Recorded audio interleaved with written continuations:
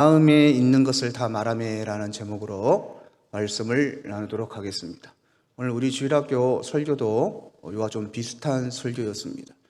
지금 우리 주일학교 애들 궁금증을 제가 받아가지고 하는데, 오늘 한 아이의 궁금증이 뭐였냐면은 하나님이 우리의 소원을 다 들어주십니까? 그 질문이었거든요. 그래서 질문에 대해서 오늘 답을 좀 해주고 다음 주에도 또 답을 좀 할 겁니다. 자, 오늘 설교가 좀 맥락이 좀 비슷합니다. 마음에 있는 것을 다 말하매. 여러분은 하나님 앞에 기도하면서 여러분의 마음에 있는 것을 다 말하십니까? 말하십니까? 다 안 하시죠? 다 안 하실 겁니다. 저도 그랬었거든요. 자, 오늘 본문 내용은 이스바라는 나라의 한 여왕입니다. 여왕. 이스바라는 나라는 지금 아프리카에 있는 예멘 아시죠, 여러분? 예멘 나라의 그 위치와 동일한 위치가 있거든요. 이스바라는 나라를 다스리는 한 여왕이 있었는데, 이 여왕이 솔로몬에 대한 소문을 들었습니다. 솔로몬이 지혜가 정말 이건 충만하고, 그가 이끄는 나라, 정치, 경제 모든 면에서 너무나도 뛰어나다.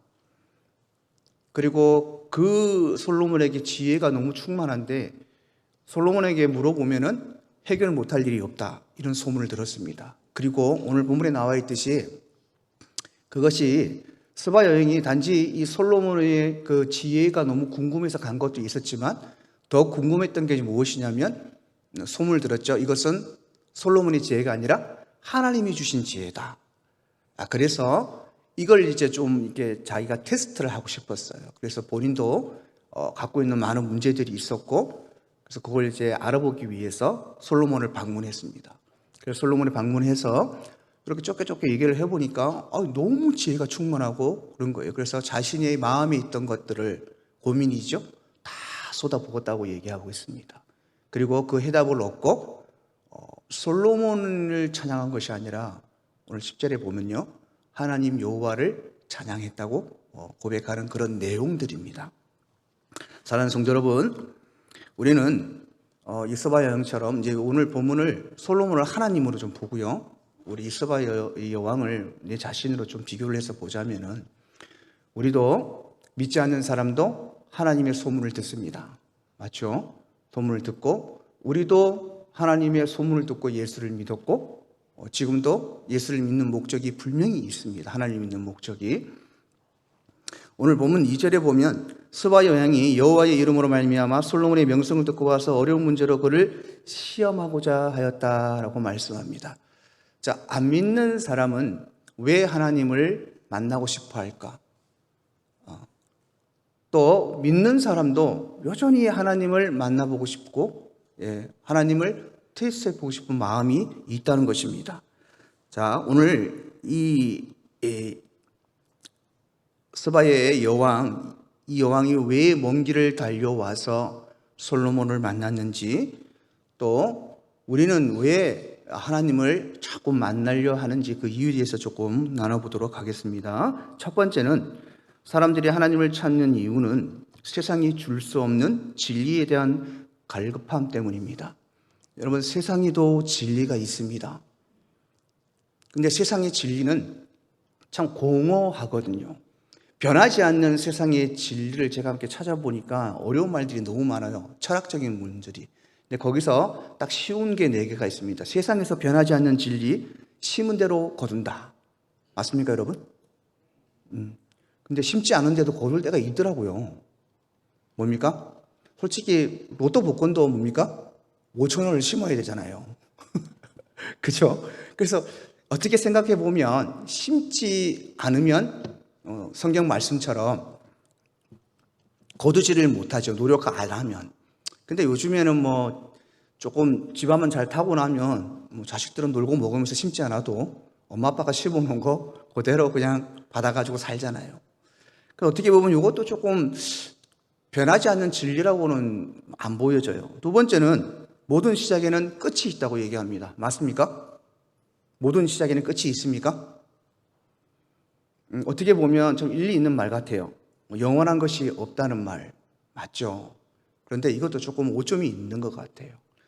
우리가 살아가면서 직장 생활을 하고 밥을 먹고 우리가 살아가기 위해 돈을 벌잖아요. 직장 생활 끝도 없습니다, 여러분. 끝이 없어요. 공부하는 것도 끝이 없어요. 끝이 있질 않아요. 저는 목사가 되면 공부 안 할 줄 알았습니다. 웬걸요? 이거 목사가 되면 공부를 더 해야 됩니다. 그래서 이것도 좀 세상의 진리하고는 조금 이게 변할 유동성이 있는 것 같고, 세상에 공짜는 없다. 여러분, 공짜 없습니까? 진짜입니까? 이것도 일리가 있는 것 같아요. 근데 공짜도 있습니다, 여러분. 그래서 여러분, 세상에서 말하는 진리는 어떻게 보면 뭐 시문대로 거둔다, 모든 시작에는 끝이 있다, 세상에는 공짜가 없다 이래도 유동성은 좀 있거든요. 환경에 따라서, 모든 것에 따라서. 근데 유일하게 변하지 않는 것이 여러분, 우리 기독교의 진리입니다. 진리는 예수님을 상징하죠. 그리고 예수님은 육신으로 오신, 말씀이 육신으로 오신 분이라고 얘기를 하죠. 그래서 말씀을 얘기해요. 그래서 하나님의 말씀은 진리입니다. 왜 진리자면 하나님의 약속은 변하지 않습니다. 하나님의 약속은 반드시 지켜집니다. 그렇기 때문에 여러분, 우리 기독교의 진리는 바로 예수님이며 하나님의 말씀이기도 합니다. 자, 그래서 세상 사람들이요, 세상에서 뭐 절에 다니거나 뭘 어떻게 하거나 이 공허한 마음을 채울 수가 없기 때문에 어떻게 보면 하나님을 찾을 수도 있다는 것이죠. 오늘 1절에 보면 스바 여왕이 여호와의 이름으로 말미암은 솔로몬의 명성을 듣고 왔다 얘기합니다. 믿지 않는 사람들도 하나님의 명성을 듣습니다. 우리 초창기 신앙생활 때는 어떤 명성을 듣습니까? 야, 예수 믿을 동안 병이 낫더라. 예수 믿을 동안 복을 받더라. 그런 명성을 듣고 그런 걸 얻기 위해서 많은 기독교인들이 생겼잖아요. 근데 지금도 솔직히 마찬가지거든요. 어렵지 않고 힘들지 않으면 교회에 오지 않습니다. 하나님을 찾지 않는다는 거죠. 우리는 안 믿는 사람도 그렇지만 믿는 사람도 동일하다는 것입니다. 여러분, 고난이 있을 때 기도 많이 하십니까? 고난이 없을 때 기도 많이 하십니까? 당연한 이치죠. 우리도 세상 사람들과 별 다를 게 없다는 거죠. 여러분, 이 스바 여왕이 단순히 이 솔로몬의 똑똑함을 보러 온 것이 아닙니다. 솔로몬 지혜 배후에 있는 여호와의 하나님이라는 이 근원에 호기심이 생겨서 그런 것입니다. 세상 사람들도 마찬가지고 우리들도 마찬가지입니다. 이 세상에서 뭔가 해결되지 않는 이 진리. 전에 수요예배 때 말씀을 드렸던 것 같은데 어떤 중이 꽁꽁 얼은 이제 절에 가기 위해서 강을 건너고 있었는데 갑자기 강이 여러분 어떻게 합니까? 얼음이 깨집니다. 그래서 남이 하며 가면서 보면서 막 치는데 갑자기 팍 깨져가지고 물에 빠지는 순간 뭐라 합니까? 하나님 살려주세요. 그렇게 얘기한답니다. 여러분, 우리가 세상 것을 가지고 남이 나를 보고 저 사람 정말 행복한 사람이다, 부족함이 없다, 이렇게 보인 그런 사람이라 할지라도 여러분, 이 마음속에 채워지지 않는 것이 반드시 있습니다. 그게 누굽니까? 그 창조주 하나님의 자리입니다. 그렇기 때문에 여러분, 우리가 주님을 찾는 거예요. 안 믿는 사람도 마찬가지고. 두 번째는 여러분 잘 아시죠? 우리의 인생의 어려운 문제가 해결하기 위해서 우리 하나님을 찾죠. 오늘 1절에 보면 스바 여왕도 마찬가지입니다. 스바 여왕이 여호와의 이름으로 말미암는 솔로몬의 명성을 듣고 뭐하러 옵니까? 어려운 문제, 그를 시험하고자 하면 뭡니까? 이 사람이 이 어려운 문제를 해결해 줄 수 있는가 없는가를 본다고 그랬죠. 그래서 우리는 똑같습니다. 우리도 인생의 허무, 통치의 어려움, 이런 스바 여왕이 여왕인데 뭐가 부족했겠습니까? 돈도 있고 명예도 있고 권력도 있고 아무것도 없었지만 사람이기 때문에 그 자신에게도 남들에게 말할 수 없는 여왕으로서 신하에게서 또 가족에게 말할 수 없는 많은 것들이 어려움이 있었을 거예요. 문제들이. 그거를 해결하기 위해서 이 솔로몬을 찾아왔다고 얘기합니다. 그래서 인생의 허무라든지 통치의 어려움, 죽음 위의 세계 등 이런 모든 답을 내릴 수 없는 근원적인 고뇌를 가지고 분명히 와서 솔로몬을 시험했을 것입니다. 사랑하는 성도 여러분, 여러분은 지금 어떤 문제로 고민하고 계십니까? 자녀 문제입니까? 건강 문제입니까? 물질 문제입니까? 아니면 인간관계의 문제입니까? 아니면 미래에 관한 두려움의 문제입니까? 하나님은 우리가 그 어려운 문제를 들고 하나님 앞에 나오기를 원하십니다. 잘 들으십시오, 여러분. 하나님을 찾는 자는 하나님 앞에 답을 얻는 것을 넘어서서 그 답을 통하여 답을 주시는 하나님을 만나는 축복을 받습니다. 반대로 얘기하자면 하나님 앞에 자신의 모든 마음들을 쏟아놓지 않는 사람들은 이 은혜를 누릴 수가 없다는 것입니다. 자, 오늘 이 시간에 스바 여왕처럼 여러분의 마음속에 있는 어려운 문제를 주님 앞에 다 꺼내어 놓으시기를 바랍니다. 그리하면 주님은 여러분의 물음에 답하시고 상처 임을 만지시고 가장 선한 길로 인도하시는 하나님을 만나게 될 것입니다. 자, 사람들이 이런 질문을 저한테 합니다. 하나님은 우리가 말 안 해도 다 아신다면서요. 다 아십니까, 여러분? 다 아시잖아요. 다 아십니다. 그런데 왜 우리가 굳이 주님 앞에 나와서 또 우리의 마음을 쏟아내야 됩니까? 라고 질문하는 분들이 있습니다. 오늘 열왕기상 2절에도 그러잖아요. 맨 끝에 솔로몬에게 나와서 자기의 마음에 있는 것을 다 말했다. 어떻게 보면 같은 왕이기 때문에 이 스바 여왕이 고민하는 것들에 대해서 솔로몬도 공감하는 게 분명히 있었을 것입니다. 그죠? 자, 같은 왕이지만은 그의 마음을 다 쏟아냈다고 얘기합니다. 하나님은요, 우리의 모든 것을 다 아십니다. 머리카락 하나 다 세시잖아요. 여러분이 말 안 해도 여러분의 형편, 여러분이 어떤 것을 원하시고 어떤 걸 하나님이 답을 주길 원하시고 다 아시지만 하나님이 하나님 앞에 우리가 나와서 쏟아내기를 원하시는 것은 단 하나입니다. 하나님을 신뢰의 대상으로 여기기를 원하시기 때문에 그렇습니다. 신뢰의 대상은 뭡니까? 믿음이거든요. 우리가 하나님을 단순히 두려운 심판자나 멀리 있는 창조주로만 여기기를 원하시지 않습니다. 경외라는 단어가 앞에 뒤에 나오겠지만 여러분, 우리는 하나님을 두려워해야 됩니다.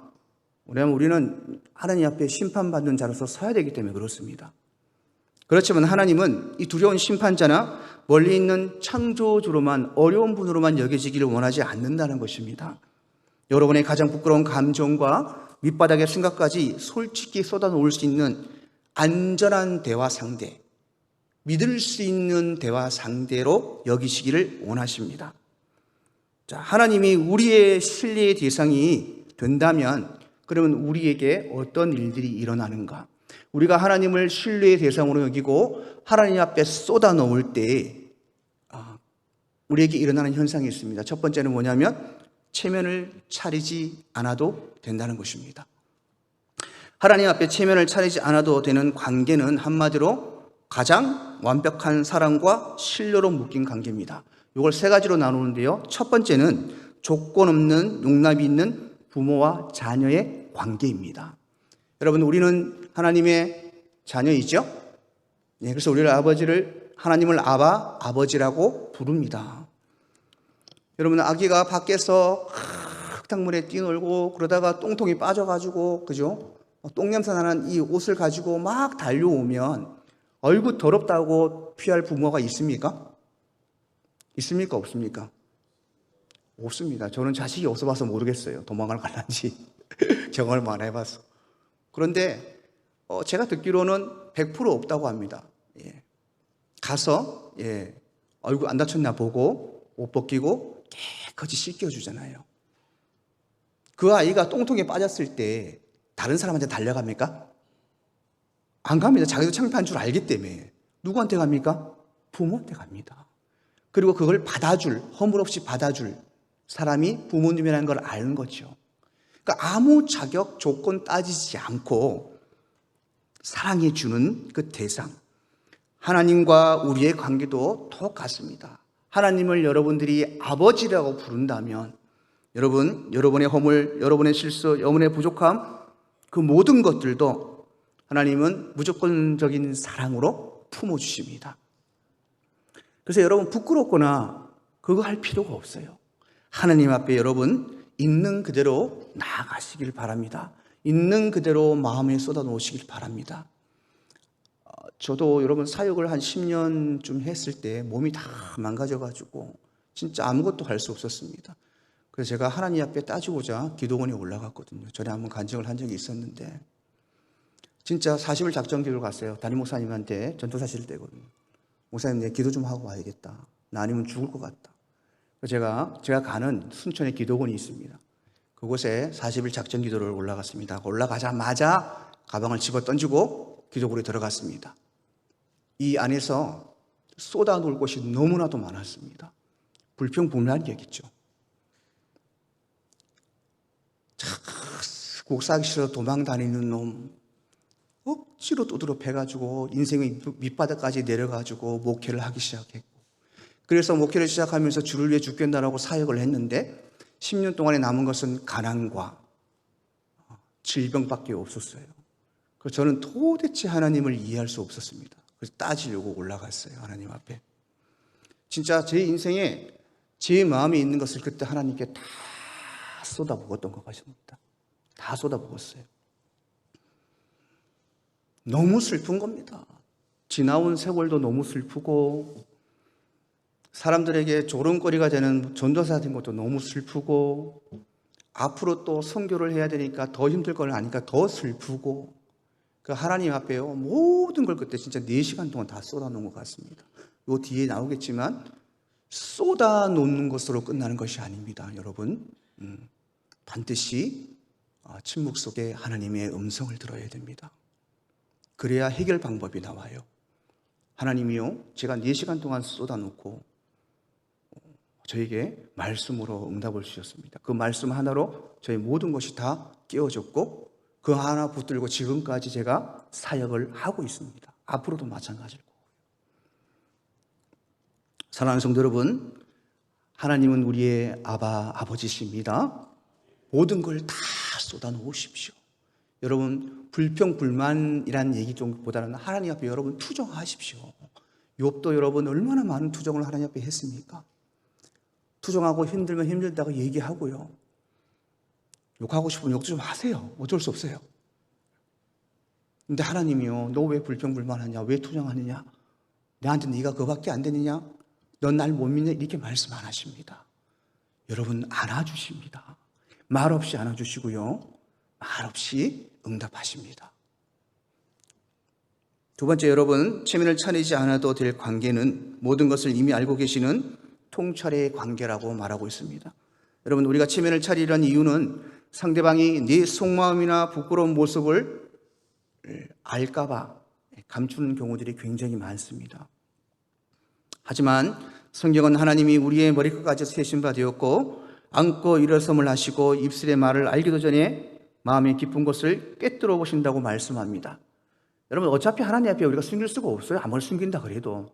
맞지 않습니까? 예, 그렇기 때문에 어차피 숨길 수 없다는 것을 온전히 인정하고 하나님 앞에 내려놓을 때, 그때 바로 하나님을 마주하는 관계가 될 수 있다는 것입니다. 또 하나님과의 관계에서 우리가 주목해야 될 것이 무엇이냐면, 벌거벗거나 부끄러워하지 않는 태초의 관계라는 사실입니다. 아담과 하와는 선악과를 따먹기 전에 발가벗고 있었습니다. 근데 부끄러워했습니까? 부끄러워하지 않았습니다. 상대에게 잘 보이기 위해 포장하거나 방어할 필요가 없는 완전한 소통과 친밀함의 상태입니다. 여러분이 하나님 앞에 마음을 쏟아놓을 때 세상에 막 좋은 단어, 고급 단어 이런 거 안 써도 된다는 얘기입니다. 그냥 벌거벗은 모습 그대로, 태초의 그 모습 그대로 하나님 앞에 나오면 된다고 주님이 말씀하고 있습니다. 또 하나는 우리가 하나님을 신뢰하는 대상으로 여길 때 우리에게 오는 가장 큰 현상이 무엇이냐면 하나님과 관계 정리가 되는 거예요. 그러니까 하나님이 우리의 관계의 우선순위가 됩니다. 하나님은 우리가 드리는 완벽한 예배나 이 봉사보다도 더 좋아하시는 게 무엇이냐면 우리의 마음이 하나님께 머무는 자체를 더 중요시 여깁니다. 여러분 꼭 기억하십시오.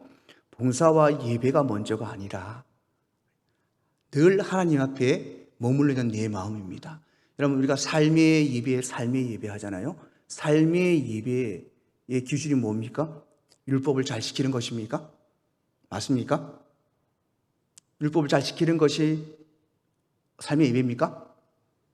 아닙니까? 율법을 잘 지키는 것이 삶의 예배지만 그보다 먼저 앞서야 될 것이 무엇이냐면 삶의 예배를 가장 쉽게 얘기하자면 율법을 지킨다 생각하면 너무 힘들어요. 그냥 순간순간마다 내가 하나님을 의식하고 사는 것입니다. 이게 삶의 예배입니다, 여러분. 저는 요즘에 24시간 중에 거의 하나님을 다 의식하고 사는 것 같아요. 그렇다고 죄를 안 짓는 건 아닙니다. 죄를 지음에도 불구하고 한 번 더 생각하게 되고 뭘 하면 이게 하나님이 기뻐하시는 일일까? 이 생각이 먼저 들거든요. 이게 삶의 예배입니다, 여러분. 그래서 율법에 얽매이지 말고 삶의 예배는 뭐라고요? 내 삶의 순간순간마다 누굴 의식하고 산다고요? 하나님을 의식하고 사는 것입니다. 그래서 하나님은 우리가 하나님을 신뢰의 대상으로 여길 때는 하나님이 가장 우선순위가 됩니다. 여러분이 가장 어려울 때 누구한테 먼저 갑니까? 누구한테 먼저 가자입니까? 가장 믿을 수 있는 사람한테 먼저 가잖아요. 맞죠? 예. 그거 똑같은 겁니다. 그래서 하나님을 우리가 신뢰의 대상으로 여긴다면 하나님이 내 삶에 반드시 관계의 우선순위가 된다는 것입니다. 또 하나 우리가 하나님 앞에 우리의 마음을 쏟아놓을 때 가장 중요한 현상이 오는데 그게 뭐냐면 치유의 회복이 옵니다. 제가 얼마 전에 우리 제자 딸 25살짜리 하나를 만났는데 이 친구는 좀 아픔이 많은 친구입니다. 그래서 늘 만나면 이렇게 밥 먹고 얘기하고 하면 늘 울어요. 제가 뭘 얘기를 하면. 이번에 또 울더라고요. 제가 하는 말이 뭐냐면 목사님 제가 잘 안 울어요 이러더라고. 독한이거든요. 안 울어. 마음이 여리지만 삶에서는 굉장히 독하게 사는 아이인데 안 우는데 목사님하고 사모님만 얘기하면 눈물이 나온대요. 계속 눈물이 나온대요. 뭐 때문에 그렇겠습니까? 제가 무슨 뭐 치료자입니까? 아닙니다, 여러분. 저를 통해서 이 사람을 통해서 하나님이 보여지는 거예요. 그래서 그 하나님의 음성이 들리는 것처럼 느껴지니까 계속 눈물이 나면서 힘든 것들이 치유가 되는 겁니다. 여러분, 하나님 앞에 마음을 쏟아놓는 것은 내면의 상처와 아픔을 치유하고 회복하는 가장 결정적이고도 건강한 시작점입니다. 여러분, 부모님, 이제 저도 그렇지만 저도 제 아내에게 말 못할 일들이 있습니다. 뭐 다른 여자가 생각해 이게 아니고요. 그렇게 생각하면 안 되고 말 못할 수. 예를 들어서 이제 이렇게 사역을 하다 보면 담임 목사님한테 욕도 얻어먹고 그죠? 억울한 소리도 듣고 이런 경우가 너무 많아요. 그러면 집에 가서 막 집사람하고 담임 목사님 욕도 하고 이성도 욕도 하고 그러잖아요. 저는 안 그렇거든요. 전 절대 얘기 안 합니다. 왜 그러냐면 저 사람 성격을 알거든요. 같이 막 우겨서 이런단 말이에요. 같이 마음 상해하고 그죠? 담임 목사님을 그냥 바라보고 있다가 제가 욕을 하면 우리 집사람도 안 좋게 보는 거예요. 그러니까 그게 좋은 게 아니거든요. 그럼 저를 물어보십시오. 저는 일체 얘기 안 합니다. 교회에 있었던 일들 혼자 안고 갑니다. 좋은 일은 얘기해요. 좋은 일은 얘기하지만 진짜 자존심 상하고 진짜 욕할 정도로 어떨 때는 누명 뒀을 때도 있었거든요. 일체 얘기 안 합니다. 나중에 몇 년이 흐른 다음에 집사람한테 한 번씩 얘기합니다. 그때도 씩씩거려요. 그러면 왜 나한테 얘기 안 했어요 하면서 막 그러거든요. 하면 어쩔 건데 자기가 가서 그죠? 여러분, 하나님 앞에 쏟아놓는 것은 여러분 우리의 영적 치유가 확실히 됩니다.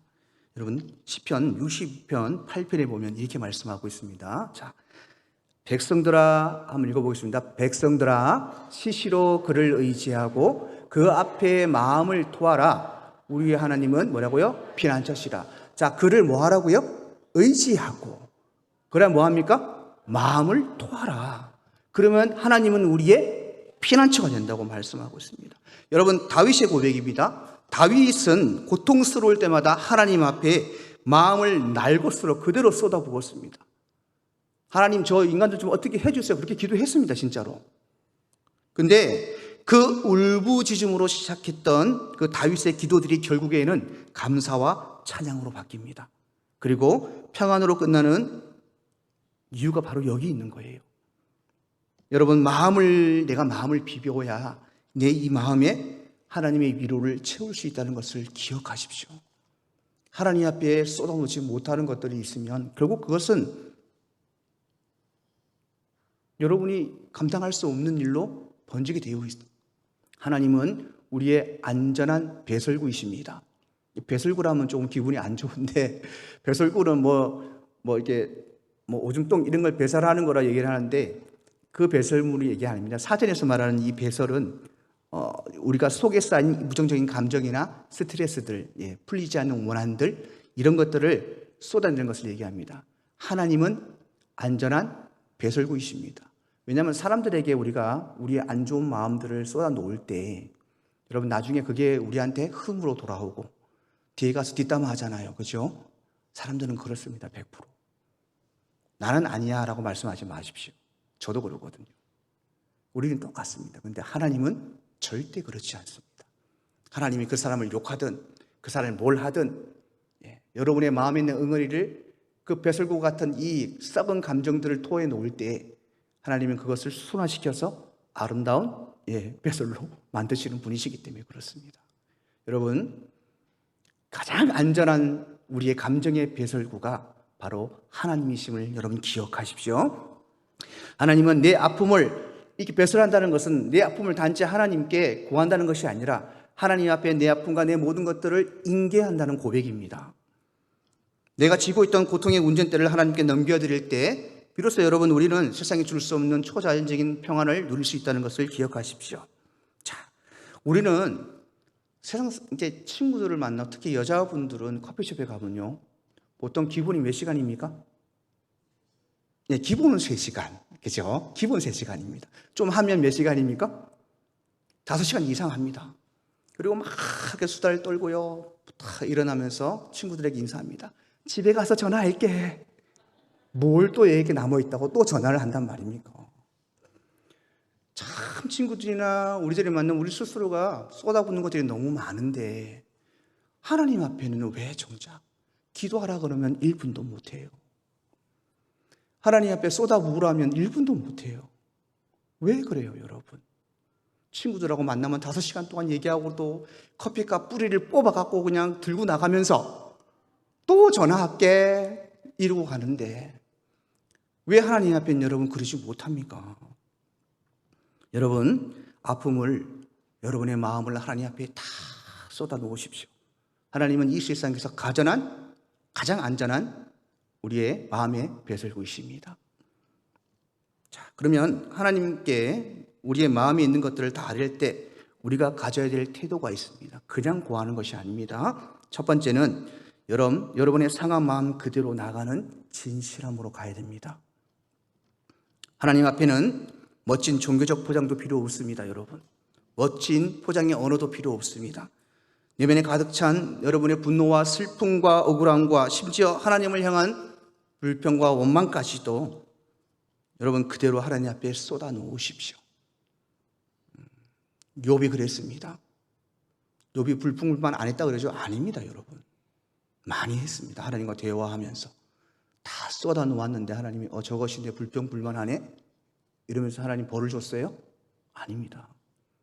왜? 그 마음을 아시기 때문에. 여러분, 이거는 이스라엘 백성들이 광야에서 불평불만한 것과 틀립니다. 아시겠죠? 틀린 불평불만입니다. 그래서 하나님이 그 마음을 다 받아주시고 치유하시고 그에게 2배의 복을 부어주신 것을 볼 수가 있습니다. 사랑하는 성도 여러분 억지로 경건한 척, 억지로 강한 척 안 하셔도 됩니다. 하나님 앞에 있는 그대로 여러분의 진실함을 가지고 나가시기를 주님으로 축복합니다. 또 하나 가장 중요한 것은 그분이 이 세상의 창조주이심을 잊으면 안 됩니다. 나의 창조주이심을 잊지 말고 하나님을 경외하는 마음으로 나가야 됩니다. 여러분, 체면을 차리지 않는다는 것이 하나님의 권위를 무시해도 된다는 말은 아닙니다. 하나님은 내 감정을 다 받아주시는 따뜻한 아버지이지만 동시에 온 우주를 다스리시는 거룩하신 창조주이십니다. 내 마음의 고통을 쏟아내되 하나님은 오르시고 나는 피조물일 뿐입니다 라는 이 겸손의 경계선을 넘어서는 안 됩니다. 내 감정이 격해지더라도 하나님을 내 마음대로 휘두를 수 있다는 존재로 착각해서는 안 된다는 것입니다. 그래서 여러분의 마음을 쏟아놓을 때 두 번째 중요한 것이 하나님을 경외하는 마음입니다. 세 번째는 내 마음을 쏟아부을 때 기다림과 경청이 있어야 됩니다. 진정한 대화는 일반적인 독백이 아닙니다. 많은 경우 우리는 하나님께 네 할 말, 내 불평함, 내 소원, 내 답답함 다 터놓고 예수님의 이름으로 기도했습니다라고 속 시원하게 일어나는 분이 있습니다. 제가 아까 얘기했죠. 저도 그랬다고. 근데 그렇게 일어나면 아무것도 남지 않습니다. 그리고 나서 차분히 앉아서 내 마음이 하나님 앞에 쏟아놨다면 좀 시원해지겠죠? 그러면 앉아서 이제는 하나님이 나한테 어떤 음성을 주시는가? 하나님의 이 불평한 이 상황에서 나에게 어떤 마음을 가지고 계시는가? 경청해야 됩니다. 기다림이죠. 이거 반드시 여러분 필요합니다. 그냥 스트레스 해소한다고 하나님이 여러분 무슨 스트레스 해소하는 것도 아니고 막 쏟아놓고 예수님 이름으로 기도드렸습니다. 아멘. 어유 시원하다고 가버리면 그거는 그냥 그것으로 끝나는 것이죠. 여러분이 해결 방안을 받을 수가 없어요. 잠시 평안은 받을 수 있지만. 그래서 항상 여러분 기도할 때 여러분의 마음을 쏟아놓을 때 다 쏟아놓고 나서 다음에는 뭐합니까? 잠잠히 하나님의 음성을 경청하는 시간을 가지셔야 됩니다. 그리고 가장 중요한 것은 신뢰와 굴복적인 마음으로 여러분 하나님 앞에 기도해야 됩니다. 내 마음을 다 말씀드리는 이유는 내 뜻을 관찰하기 위해서가 아닙니다, 여러분. 결국 하나님의 뜻을 받아들일 힘을 얻기 위함임을 잊어서는 안 됩니다. 여러분 의사 앞에서 여러분의 아픈 부위를 숨기면 그 아픈 부위가 치료됩니까? 안 됩니까? 절대 안 됩니다. 그리고 아픈 부위를 얘기했을 때 뭐 수술을 하거나 뭐 약을 주거나 치료를 하잖아요. 그거 아이고 야 이 의사 이거 믿을만 하나 안 믿나 이러고 가는 사람 없습니다. 수술 받을 때도 뭡니까? 100% 그 의사를 믿는 거죠. 약을 줄 때도 이 약 먹으면 낫겠지 하는 100%의 믿음이 있기 때문에 의사들을 신뢰하는 거잖아요. 그와 똑같은 겁니다. 하나님도. 여러분이 어디 아픕니다. 물론 하나님 다 아시지만 얘기 안 하시면 하나님도 안 맞으실 수가 있어요. 다 만지시고 그리고 하나님이 어떤 처방을 내리시든 간에 그 처방을 듣고 반드시 여러분이 순종하셔야 된다는 것입니다. 자, 그래서 성경에서 마음이 있는 것을 다 말했다는 것은 이 상태로 우리가 정리를 해보겠습니다. 처음에는 하나님 앞에 정직하게 마음을 털어놔야 됩니다. 무엇입니까? 진실함과 경외감으로 나의 연약함과 의물점을 숨기지 말고 하나님 앞에 쏟는 것입니다.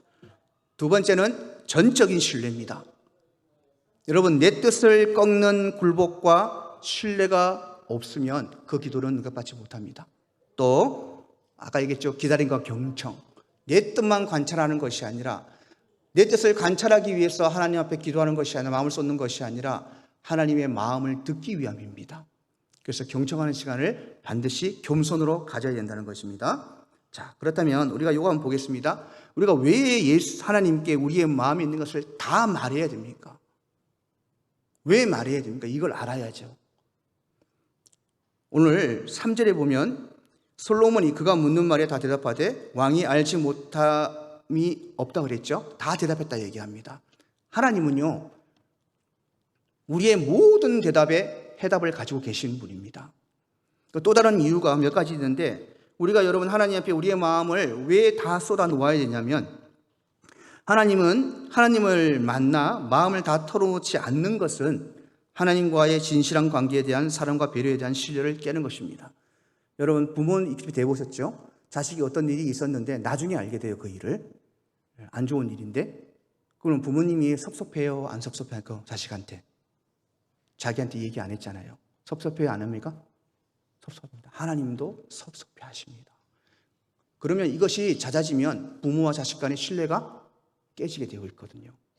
하나님과 우리의 관계도 마찬가지입니다. 그래서 여러분 우리가 하나님 앞에 모든 걸 다 마음을 쏟아부어야 됩니다.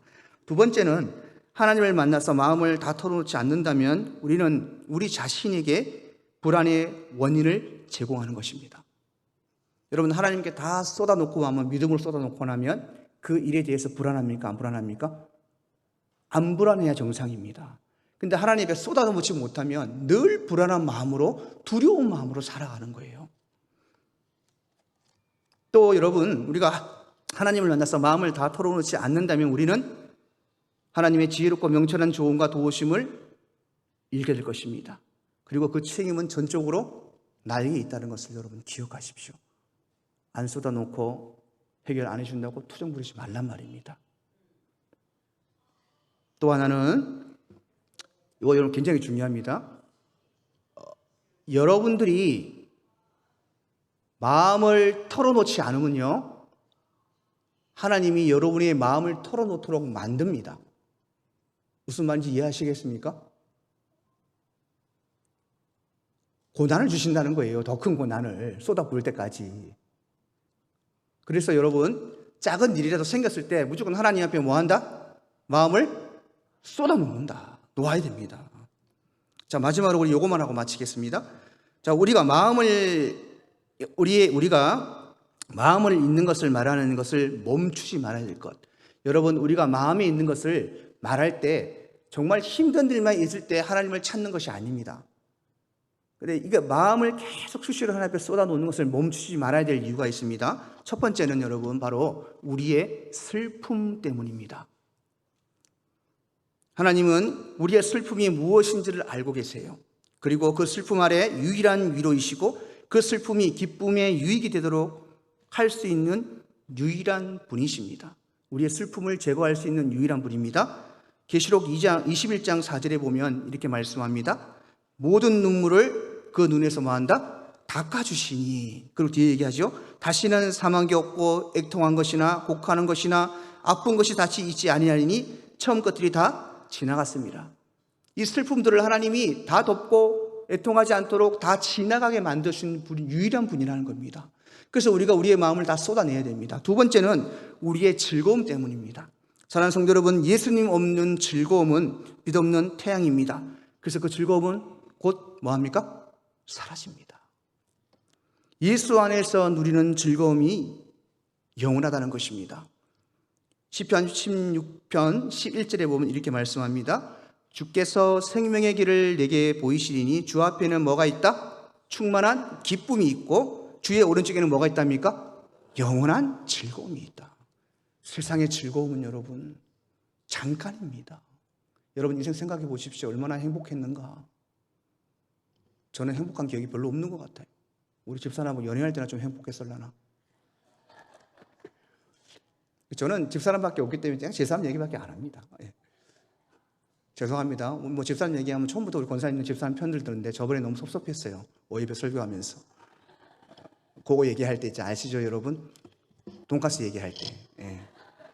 누가 봐도 분명히 여자가 잘못했는데 여자 편을 막 들드시더라고요. 그래서 우리 아내 얘기를 잘 안 하려고 그러는데 뭐 제가 예를 들 사람이 없었어. 예. 그래서 여러분, 세상의 즐거움은 잠깐입니다. 우리 집사람하고 연애할 때도 잠깐이었습니다. 자, 세 번째입니다. 자, 우리가 왜 하나님 앞에 마음을 쏟아내는 게 가장 중요합니다. 우리의 죄 때문입니다.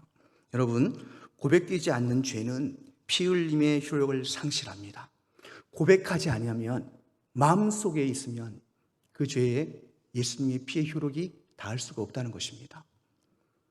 그래서 여러분, 우리는 우리의 죄의 고백 대비에 반드시 우리의 마음을 쏟아내야 됩니다. 요한일서 1장 9절에 보면 이렇게 말씀합니다. 만일 우리가 우리의 죄를 뭐하면? 자백하면 그럼 이쁘시고 의로우사 우리의 죄를 사하시며 우리의 모든 불의를 뭐합니까? 깨끗게 하실 것이다. 반대로 우리가 우리의 죄를 자백하지 아니하면 우리의 죄는 용서받지 못하기 때문에 그렇습니다. 그래서 여러분, 우리가 이 마음을 쏟아놓는 것을 멈추지 말아야 될 가장 큰 이유입니다. 또 하나 보면 우리의 계획 때문입니다. 여러분 계획이 많으시죠? 여러분, 여호와를 경외하는 것은 내 삶의 계획의 열심과 열정으로 나옵니다. 계획을 모두 말해야 그 길을 누가 인도하신다고요? 하나님이 인도하십니다. 잠언 16장 9절에 이렇게 말씀하죠. 사람이 마음으로 자기의 계획을 계획할지라도 그 걸음을 인도하시는 것은 누구시라? 여호와시라. 마지막입니다, 여러분. 우리가 왜 하나님 앞에 마음을 쏟아붓는 것을 멈추지 말아야 되냐면 우리의 두려움 때문입니다. 여러분, 신앙의 가장 큰 적은 두려움입니다. 어떤 두려움입니까? 타락과 궁핍과 실패와 무기력과 질병과 죽음입니다. 때로는 미래에 대한 두려움. 이것은 그 어떤 것도 이 두려움을 제거할 수 있는 것이 없습니다. 그러나 하나님만이 이 두려움을 제거할 수 있습니다. 사랑은 허다한 두려움을 제거한다고 분명히 말씀을 하시거든요. 자, 이사야 4장 41장 10절에 보면 이렇게 말합니다. 두려워 말라, 내가 너희와 함께하리라. 놀라지 말라, 나는 네 하나님이 되리니 내가 너를 뭐합니까? 굳세게 하리라. 참으로 뭐합니까? 너를 도와주리라. 그리고 참으로 나의 뭐라고요? 의로운 손으로 너를 붙들리라. 하나님의 의로운 손은 능력을 상징합니다. 하나님이 얘기하잖아요. 굳세게도 하고 도와주기도 하고 나의 능력으로 너를 붙들 것이라고 약속하시잖아요. 그래서 여러분, 마음을 쏟아놓는 것을 멈춰서는 안 됩니다. 자, 이제 마지막으로 말씀을 맺으면서 우리가 한번 나눠야 될 것이 뭐냐면, 그렇다면 내가 하나님께 이 많은 것들을 마음을 쏟아놓고 나서 나에게 오는 변화가 무엇인가? 첫 번째는 여러분, 여호와를 찬양하게 됩니다. 오늘 요한계시록 10장 9절에 보면 당신의 하나님 여호와를 송축할지어다 라고 얘기합니다. 자, 누가 한 얘기입니까? 예, 스바의 여왕이 마지막으로 솔로몬에게 가면서 이 얘기를 했어요. 당신의 뭡니까? 여호와를 송축할지어다. 우리가 마음을 다 쏟아놓을 때 하나님은 그 마음에 응답하십니다. 반드시. 그 응답을 체험하고 나면 우리는 하나님을 뭐합니까? 찬양하게 되어 있습니다. 두 번째, 여러분, 마지막으로 오는 것이 뭐냐면 바로 소유의 헌신이 됩니다. 오늘 열왕기상 10장 2절에 보십시오. 오늘 예루살렘에 이르르니 수행하는 자가 심이 많고 향품과 심이 많은 금과 보석을 낙타에게 실었더라. 많은 금과 보석과 막 수행 인원들을 데리고 왔어요. 누구에게 주려고요? 솔로몬에게. 근데 솔로몬에게 주는데 자기가 생각했던, 그죠? 이 어려움들을 해결해 주면 주겠죠. 해결 안 해주면 주겠습니까? 그죠? 자, 여러분이 여러분의 마음을 다 쏟아놓고 하나님이 여러분의 삶에 응답으로 보답하시면, 첫째는 영의 헌신입니다. 여러분이 하나님을 찬양하는 삶을 살아요. 두 번째는 이런 경험을 하고 나면 소유가 내 것이 아니라는 것을 깨닫게 됩니다. 그래서 하나님 앞에 나의 모든 것을 드리는 것이 나의 즐거움이 되고 행복이 된다는 것입니다. 내 삶에 이런 변화가 일어나요. 100% 일어납니다, 여러분. 사랑하는 성도 여러분, 말씀을 맺습니다. 내가 마음을 다 말하여 네 마음의 소원을 이루시는 하나님의 살아계심을 우리가 체험하면 내 모든 소유, 내 모든 영의 헌신들이 있을 것입니다. 여러분, 주님을 찬양하게 될 것입니다. 그 찬양하는 삶은 곧 삶의 예배로 올 것이고, 세상의 모든 소유는 내 것이 아니라 우리 하나님의 것이라는 것을 인정하게 되고, 하나님 앞에 많은 것을 드릴 수 있는 하나님의 사람이 될 수 있음을 여러분 명심하십시오. 오늘도 주님께 여러분의 마음에 있는 모든 것들을 쏟아놓으시길 주님으로 축복합니다. 그래서 이 스바의 왕처럼 날마다 하나님을 찬양하고 송축하고 또 나의 모든 소유들을 하나님 앞에 드리는 그런 기쁨으로 살아가시는 그런 축복이 여러분의 삶에 있기를 주님으로 축복합니다.